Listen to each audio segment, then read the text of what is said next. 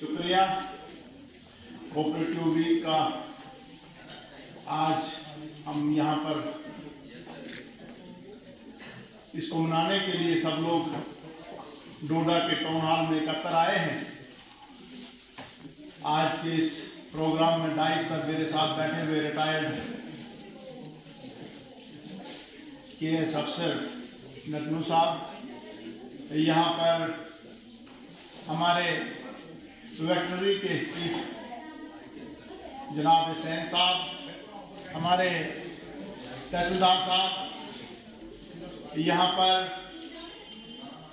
जिन्होंने इस प्रोग्राम को ऑर्गेनाइज किया है, आदिल साहब,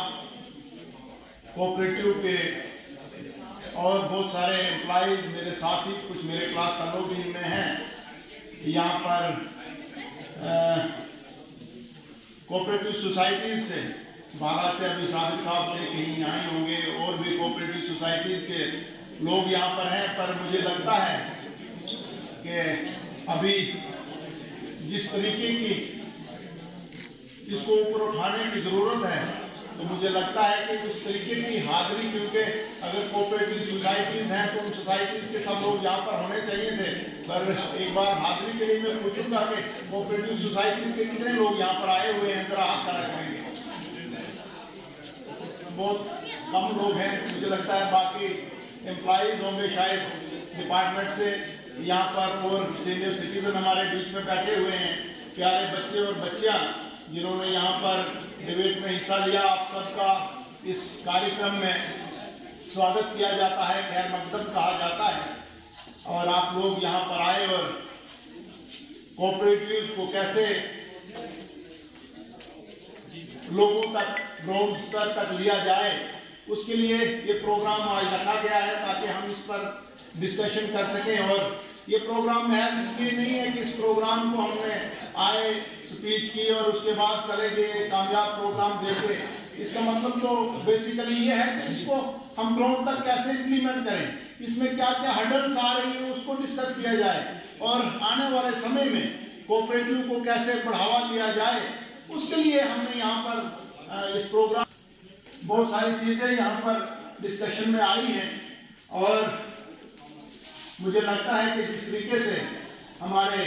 आदरणीय प्रधानमंत्री भाई नरेंद्र सिंह मोदी जी का ये ख्वाब है कि हिंदुस्तान की जो 80% आबादी जो गांव में रहती है, जिसमें किसान, ये डेयरी वाले, पोल्ट्री वाले और बहुत सारे जो इसमें काम करने वाले लोग हैं, तो उनकी आय को कैसे बढ़ाया जाए, उसको कैसे दुगुन किया जाए, उसके लिए प्रधानमंत्री जी का एक सपना है और उसी से देश एक डेवलप्ड कंट्री कहा जाएगा, उसके लिए प्रयासरत हैं। तो मैं समझता हूं कि उसके लिए उन्होंने होम मिनिस्टर अमित शाह जी को ये डिपार्टमेंट दिया हुआ है। और हाल ही में अमित शाह जी जम्मू में आए हुए थे और उनके एमओएस भी यहाँ पे आए हुए थे। कल में बाई चांस आपकी कमिश्नर यशा मुद्दुल जी से इन्हीं मसलों को डिस्कस करने के लिए कि एक जो जिम्मेवारी है मेरे ऊपर, जो लोगों ने एक विश्वास किया है PRI के तहत 3 टायर सिस्टम जो यहाँ पर लागू हुआ है, तो एक जिम्मेवारी बनता है कि हर पहलू में, हर सेक्टर में कैसे उन्नति हो, कैसे तरक्की हो। तो उसके लिए मुख्तलिफ डिपार्टमेंट्स जो है उनके पास जाना होता है। तो कल बाई चांस वहाँ पर एक मौका लगा और एक बड़ी डिटेल डिस्कशन उनके साथ हुई। और उसके पहले वहाँ पर उन्होंने बहुत सारे डिपार्टमेंट्स के डायरेक्टर्स को वहाँ पर बुलाया था, जिनमें एनिमल, फ्लोरिकल्चर, उसके बाद दूसरे जो अलाइड डिपार्टमेंट्स हैं, उसमें एग्रीकल्चर आता है, उसमें हॉर्टिकल्चर आता है, और बहुत सारे डायरेक्टर्स को वहाँ बुलाया था। और बड़ी एनर्जेटिक है वो जो आपकी कमिश्नर है हमारे भद्रवा में, वो SDM रही है, तो उनके साथ मेरा पहले से ही एक उठना बैठना था, तो बड़ा अच्छा उनका रिस्पॉन्स रहा। तो मैंने उनको कहा कि जब हम छोटे होते थे इतना कोई उससे वास्ता नहीं होता था, लेकिन हम देखते थे कि बहुत सारे लोग कोऑपरेटिव से जुड़े होते थे। और उस समय में आज तो ऐसा नहीं होगा, लेकिन लोग कहते थे कि जितना सूद, जितना प्रिंसिपल अमाउंट जो है लोगों को दिया जाता था उसके यूज में इतना इंटरेस्ट दिया जाता था कि वो लोग कभी दे के वो पूरा नहीं होता था। लेकिन उसके बावजूद भी आज भी हम देखते हैं कि बहुत सारी जगहों पे इंफ्रास्ट्रक्चर, कहीं पर उनकी लैंड है, कहीं पर जैसे अभी ये बात की गई कि ठाठरी में उनकी दुकानें हैं और उसको बढ़ाया जा सकता है। वैसे भदरवा में भी एक बड़ी प्राइम लैंड जो है एग्रीकल्चर की, इसके पास कोऑपरेटिव के पास है। मुझे लगता है कि हमारे पास और बहुत सारी जगहों पर भी ऐसा जैसा इंफ्रास्ट्रक्चर होगा, और जिस तरीके से ये एक सोच है कि भाई कोऑपरेटिव को कैसे बढ़ाया जाए, तो अगर हमारे पास कोई ऐसा सेंटर, ऐसी जगह वहाँ पे है तो उसका लिंक जो है हमारे गांव तक है। क्योंकि अभी डेयरी की बात यहाँ पर की गई तो हम कह रहे थे कि यहाँ पर अमूल जैसा जो इतना बड़ा प्रोडक्ट है उसको जो है कोऑपरेटिव से शुरू किया गया है। और यहाँ पर हमारे जिला में भी मैं देखता हूँ कि बहुत सारे गाँव जो है वो भी आज भी डेयरी से जुड़े हुए हैं और बहुत सारा दूध जो है उसका वो उत्पादन करते हैं, बहुत सारी गायें रखी हुई हैं, लेकिन उसकी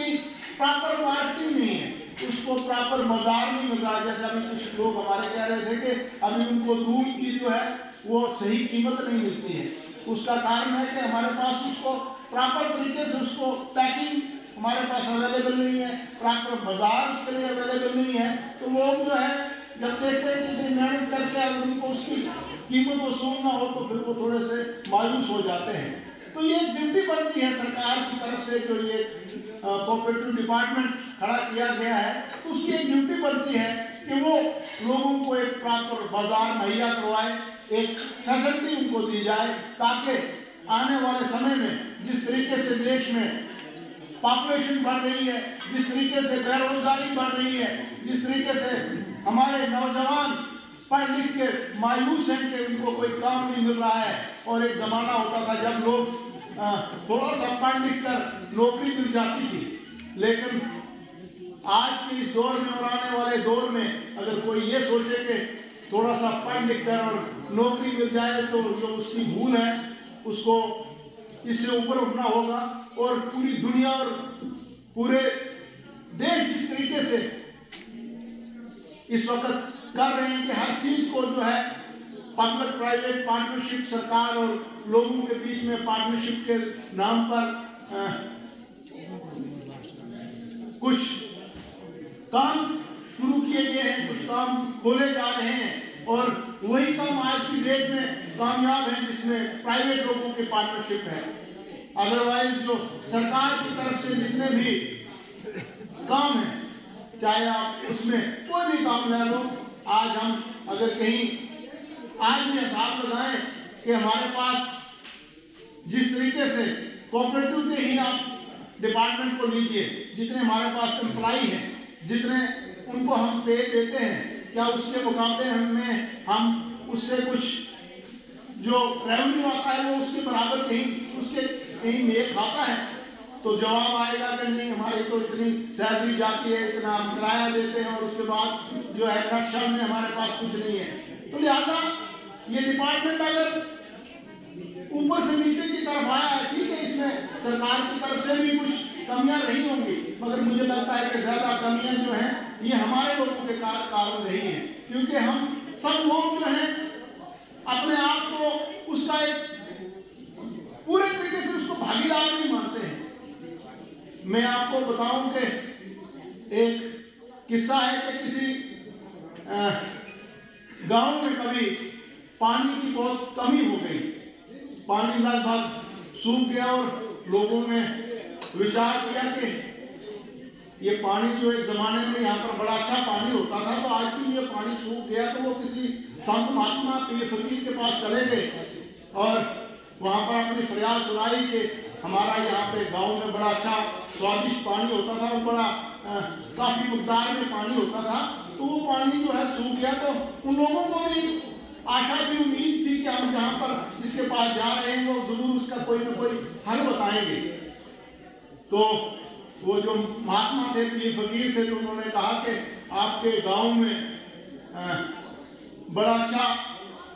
एक जमाने में सफाई हुई करती थी, साफ सफाई आप रखते थे, उसमें आपने कमी कर दी है, आपने गंदगी फैलाना शुरू कर दी है, और वो जो वहाँ के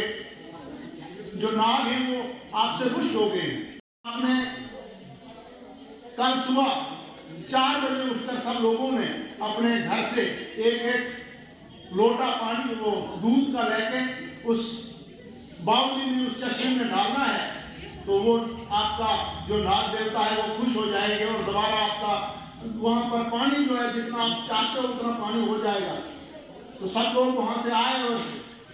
बातें करते आए और कहा कि नहीं, अब महात्मा जी ने कहा है तो हम सब लोगों को ये काम करना है। तो सब लोगों ने कहा कि जरूर इस काम को किया जाएगा। और दूसरे दिन सब लोग अपने घरों से वहां पर उस चश्मे के पास गए होंगे और लोटा भरकर ले गए, लेकिन सबको एक बात बोली गई थी कि सावनी में डालना है। तो सब लोगों को पता था कि अकेले अकेले जाना, इसलिए कोई किसी को देखेगा नहीं। तो लोगों ने क्या किया, ज्यादातर नहीं बल्कि सब लोगों ने क्या किया कि दूध की जगह पर घर से पानी का वो घड़ा जो है उसको वो लोटा जो है वो भर के ले गए और उसमें उन्होंने वो डालते गए और वहां से आते गए। और जब सुबह वहां पर महात्मा जी आए, उन्होंने देखा कि वहां पर तो दूध का एक खतरा भी नहीं है, एक ड्रॉप भी नहीं है। बेशक बावली पानी से भरी थी, लेकिन वो सब पानी था, दूध उसमें कोई नहीं था। मेरे कहने का मतलब कि लोगों ने ये सोचा कि सब लोग दूध को लेके जाएंगे, मैं पानी का एक बीच में जो घड़ा वो पानी का ले जाऊंगा तो मेरा किसको पता लगेगा कि मैंने वहां पर दूध डाला कि पानी डाला। तो सब लोग यही सोचते हो वहां पर गए और किसी ने भी दूध का एक ड्रॉप भी उसमें नहीं डाला। और विद द रिजल्ट क्या हो गया कि उन लोगों का वो जो पानी था वो फिर सूख गया। कहने का मतलब कि हम अब आज की डेट में सब लोग जो हैं इतने स्वार्थी हो गए कि हम सिर्फ अपना सोचते हैं, हम किसी भी इसके लिए सीरियस नहीं है। अगर कोऑपरेटिव की बात की जाती है, जितने हमारे एम्प्लॉइज हैं या हम लोग हैं, तो हम देखते हैं कि मेरी पे तो मुझे लगी है, मुझे आनी है, तो कोऑपरेटिव बढ़ता है नहीं बढ़ता है, मुझे उससे क्या लेना है। तो उसका एक रिजल्ट है कि आज हम इस लेवल तक आ गए और हमारा कोऑपरेटिव भी लगभग ना होने के बराबर है। लिहाजा मैं आज के इस कोऑपरेटिव वीक पर आप सब लोगों से ये दरख्वास्त करना चाहूंगा कि आप सब लोग मिलकर अगर किसी चीज को उठाते हैं, किसी चीज को हम करने की कोशिश करते हैं, तो उसका रिजल्ट फ्रूटफुल तभी हो सकता है जब हम सब लोग सिंसियरिटी से काम करेंगे। बेशक थोड़ा थोड़ा ही करें, कोई ये नहीं है कि भाई हमें बड़ा ज्यादा एनर्जी लगाने की जरूरत है, बड़ी मेहनत करने की जरूरत है, लेकिन सब लोग अगर एक एक घंटा भी अपना ईमानदारी के साथ लगाएंगे तो मुझे लगता है कि जो सरकार की एक पॉलिसी है, जो सरकार का एक प्रोग्राम है कि यहाँ पर दोबारा लोगों की अनएम्प्लॉयमेंट खत्म हो, लोग अपना काम करें, उससे हमें दोहरा फायदा है। एक तो यह है कि मैक्सिमम लोग जो बेकार रहते हैं, बेकार बैठते हैं, खाते हैं और सोते हैं और किसी की गैबत करते हैं, बुराई करते हैं, और उसके बाद उसका रिजल्ट क्या होता है कि बददुआएं लग जाती हैं। और आप देखिए कि आज की डेट में हमारे मैक्सिमम लोग जो हैं वो बीमार हैं, उनको डायबिटीज है, उनको शुगर है, वो हार्ट की बीमारी है, उनको कोई और बीमारी है। उसका ये कारण है कि हम लोगों ने काम करने छोड़ दिए हैं। अन्यथा आप देखेंगे आज से 50 साल 60 साल पीछे आप जाइए और देखिए कि 50-60 के बाद ऊपर के जो हमारे बुजुर्ग हैं, हमारी माताएं, हमारी जो दादियां होंगी, नानियां होंगी, वो आज भी हमारी नौजवान जो नस्ल है उससे काफी आज भी वो निरोग है, अच्छी उनकी सेहत है। और उसका ये कारण है कि वो सब लोग कुछ ना कुछ काम करते थे, जमींदारी करते थे, पशुपालन करते थे, डेयरी फार्म करते थे। लेकिन आज की डेट में हम सब लोगों ने ये सारे काम छोड़ दिए हैं। हम सिर्फ डिपेंड हैं बाजार पर के, और सरकार को भी मैं इसमें दोषी कहूंगा कि सरकार की तरफ से आज आप देख रहे हैं कि भाई कोविड के नाम पर पिछले पूरा साल और इस साल भी दिवाली तक जो है फ्री राशन जो है वो गांव में, बल्कि बीपीएल के सब लोगों को दिया गया। उसके साथ जिन घरों में गैस नहीं थी उनको भी सरकार की तरफ से गैस जो है फ्री दी गई। उसके बाद किसानों को अपने किसानी का काम करने के लिए 6,000 रुपया साल का दिया जाता है, 2-2 हज़ार की 3 किस्तें, वो भी मैक्सिमम लोगों को आज मिल रही हैं। वो कोई बदकिस्मती होगा कि जिसको एनलिस्ट नहीं करा पाया है या उसमें फॉर्म नहीं करता है तो उसको वो नहीं मिलता होगा, पर उसका सही मानों में इस्तेमाल होता है क्या? अगर 6,000 रुपया हमारे लिए किसानी करने के लिए है तो क्या हम उसके लिए खाद बीज लेते भी हैं? हमारे पास वो जमीन है भी कि नहीं वहां पर ये काम करने के लिए? तो मेरे कहने का मतलब कि अगर किसी चीज का अगर सही जब तक इस्तेमाल नहीं है तो उसको सही फायदा भी नहीं लिया जा सकता है। हमारे प्रधानमंत्री जी ने प्रधानमंत्री आवास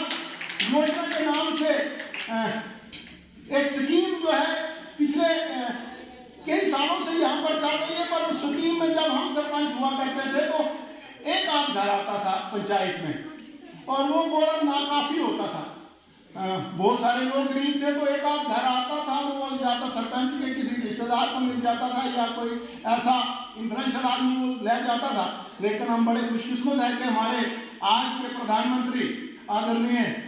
नरेंद्र भाई मोदी ने कहा है कि हमारे 2022 तक कोई भी आदमी जो है हिंदुस्तान में बिना घर के नहीं रहना चाहिए। उसके लिए एक एक पंचायत में पिछले साल भी 50-50, 60-60, 100-100, 150 घर जो है एक एक पंचायत में आए थे। और इस बार भी वो स्कीम है कि 2022 तक कोई आदमी बिना घर के ना रहे। लेकिन बदकिस्मती है वहाँ पे भी क्या हो रहा है कि हमारे जो पंच सरपंच हजरात हैं तो वो कहते हैं यार तूने मुझे वोट दिया था और तूने दिया नहीं तो तुझे क्यों घर दूँ। तो बदकिस्मती ये हो जाती है कि जो डिजर्विंग लोग हैं वो आज भी बिना घर के रह रहे हैं और वो वाले लोग जो चापलूस लोग हैं जो कहीं पे जाके अपनी वो जो है बात रखते हैं और आज उनके पास अपना घर भी है तो वो उनको पूछता हूँ कई जगहों पर भाई साहब आपने ये क्यों ये बनाया घर? कहते नहीं ये गोड़ सा बनाया हमने, सरकार ने दिया है। तो यानी कि मेरे कहने का मतलब कि उसका मिसयूज हो रहा है कि जो जिन लोगों को जरूरत नहीं वो अपना गोड़ सा बना के, लेकिन जिन लोगों को वाकई आज की डेट में भी घर नहीं है उनको आज भी कहा जाता है कि यार आपके पास सेक आईडी नहीं है, आपके पास राशन कार्ड नहीं है, आपके पास पता नहीं क्या क्या नहीं है। तो मेरे कहने का मतलब कि हम सब लोगों को इसके लिए जागरूक होना पड़ेगा, अपनी कहीं ना कहीं ईमानदारी से हमें काम करना पड़ेगा। और वो हमारे भाई हमारे वो जो लोग हैं जिनके पास आज की डेट में भी अगर मकान नहीं है तो अगर हम उनको प्रायोरिटी में रखेंगे तो मुझे लगता है कि सरकार की स्कीमें भी वो इम्प्लीमेंट ठीक तरीके से हो सकती हैं और देश भी तरक्की कर सकता है।